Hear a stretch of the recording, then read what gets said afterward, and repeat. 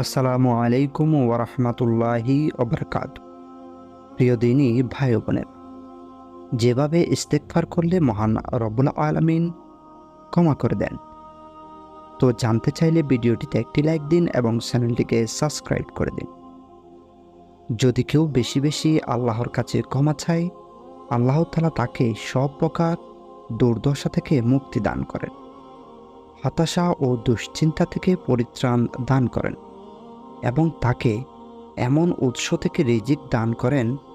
যা সে কল্পনাও করতে পারে না। এক হাদিসে রাসূলুল্লাহ সাল্লাল্লাহু আলাইহি ওয়াসাল্লাম বলেছেন, যে ব্যক্তি তার পাপাচারের জন্য ইস্তিগফারের মাধ্যমে নিয়মিত আল্লাহ তাআলার কাছে ক্ষমা চাইবে,